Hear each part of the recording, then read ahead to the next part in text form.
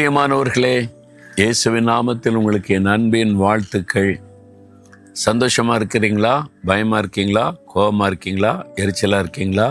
யாருமே எல்லாரும் வருத்தத்தில் இருக்கீங்களா? இன்னைக்கு எப்படி இருக்கிறீங்க?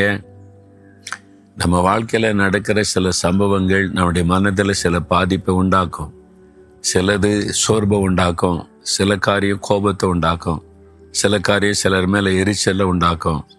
இது மாதிரி நம்ம கடந்து போகிற பாதையில் இதெல்லாம் சம்பவிக்கும். அதில் நிலைச்சிருந்துடக்கூடாது, அதை விட்டு வெளியே வந்துடணும். அதுக்கு உதவி செய்ய தான் இயேசு இருக்கிறார்.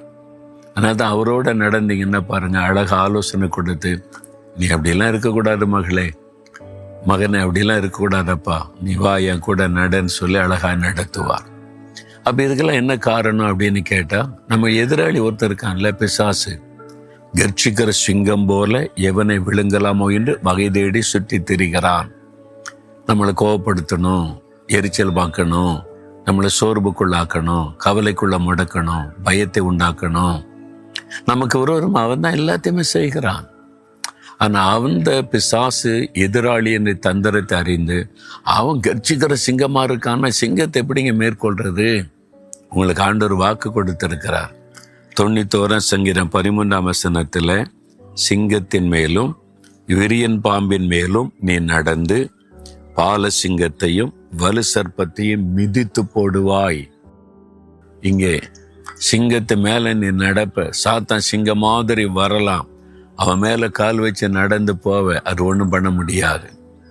சர்ப்பம், வலு சர்ப்பம், பாம்பு, சாத்தான் வலு சர்ப்பம், பழைய பாம்பாகிய வலு சர்ப்பன்னு சொல்லப்படும் தந்திரமாய் கிரியை செய்வான், மிதித்து போடுவாய்.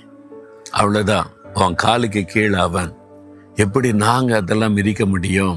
ஏன்னா இயேசு சிலுவையிலே அவனை ஜெயித்து விட்டார், அவன் தலையை நசுக்கி விட்டார், சிலுவையின் மீது வெற்றி சிறந்து விட்டார்.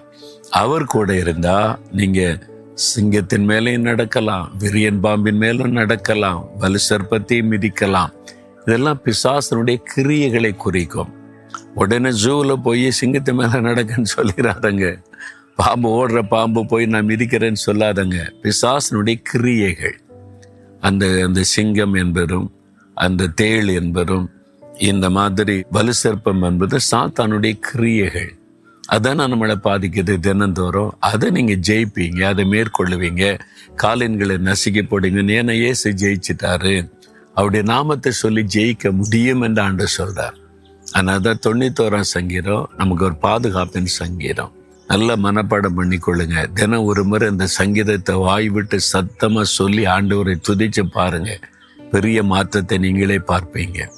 சொல்லி பாருங்க, தினந்தோறும் முழு சங்கீதத்தை அப்படியே வாசித்து ஆண்டவர் அப்படியே அந்த சங்கீதத்தை சத்தமா சொல்லி துதிங்க, பெரிய மாற்றத்தை காண்பீங்க. அதனால நீங்க சிங்கத்தின் மேல நடப்பீங்க, வலு சர்ப்பத்தை மிதித்து போடுவீங்க, விரியன் பாம்பு மேல நடப்பீங்க. அது ஒன்று உங்களை சேதப்படுத்த முடியாது. விசுவாசிக்கிறீங்களா? இயேசு ஜெயித்தார், நானும் ஜெயிப்பேன்னு சொல்லுங்க. அப்படியே ஆண்டவருடைய நாமத்தை துதிங்க. இயேசுவே, சிங்கத்தின் மேலும் வலு சர்ப்பத்தின் மேலும் நடக்க, விரியன் பாம்பு மேல நடக்க எனக்கு பலன் தருகிறேன்.